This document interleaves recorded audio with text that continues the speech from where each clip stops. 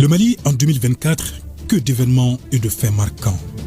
L'actualité est restée dominée par la situation sécuritaire du pays, avec autant de succès opérationnels des FAMA.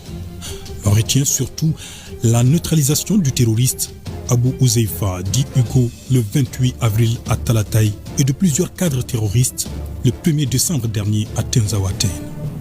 Derrière ces victoires se cache l'acquisition d'importants équipements de dernière génération, notamment des drones TB2 réceptionnés le 4 janvier et des drones Akinchi en novembre.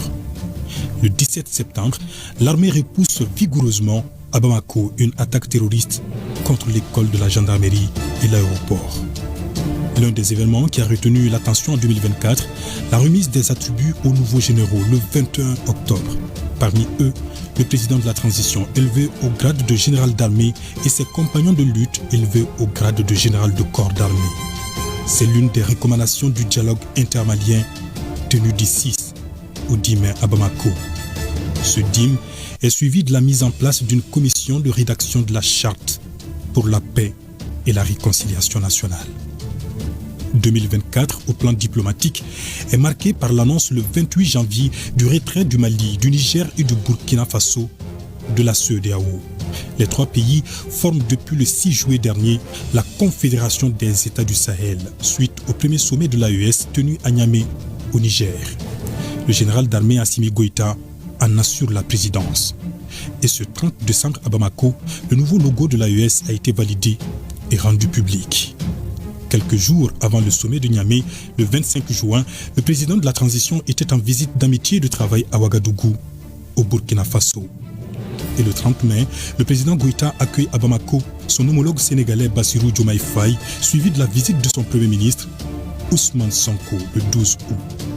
L'on note aussi le déplacement stratégique à Bamako du vice-premier ministre russe le 28 novembre. Le Mali diplomatique en 2024, c'est aussi la participation remarquée du président de la transition au 9e forum sur la coopération sino-africaine du 4 au 6 septembre à Beijing, en Chine. 2024 au Mali a été aussi une année d'inondation. Le 23 août, l'état de catastrophe nationale est déclaré pour faire face à la situation. Autre fait marquant, le 20 novembre, un décret présidentiel met fin aux fonctions du Premier ministre Choguel Kokala Maïga et les membres du gouvernement. Le lendemain, 21 novembre, le général de division Abdoulaye Maïga est nommé Premier ministre. Son gouvernement est formé le même jour. L'un des défis de cette équipe est la gestion de la crise énergétique que connaît le pays. Face à la situation, le chef de l'État lance les travaux de construction de 3 centrales solaires le 24 mai à Sanankoroba, le 28 mai à Safo et le 1er juin à Tchakadougou Dialakoro. Autre action de développement, l'inauguration à Sikasso le 22 juin de plusieurs infrastructures et la pose de la première pierre de l'université polyvalente. À cela s'ajoute la mise en marche de la toute première mine de lithium le 15 décembre à Goulamina dans la région de Boukouni. Dans le cadre de la refondation de l'État, l'on retient le lancement le 23 avril du programme national d'éducation aux valeurs visant à revitaliser les traditions maliennes. Le pays a abrité aussi du 16 au 19 janvier les États généraux de l'éducation et du 17 au 19 décembre les États généraux de la santé. Le 19 juillet, lancement de la digitalisation des moyens de paiement et des services publics de l'État. Le 13 février, Malikoura Biométrie, nouveau système informatique souverain de gestion des données du RAVEC, est lancé.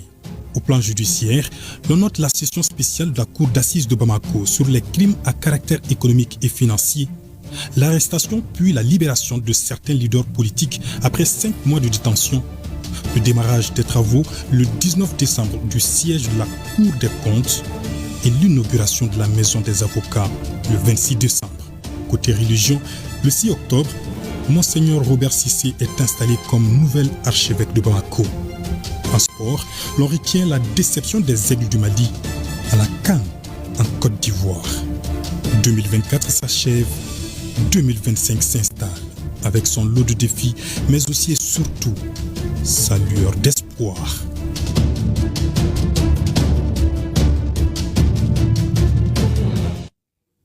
Absolument. Merci à vous.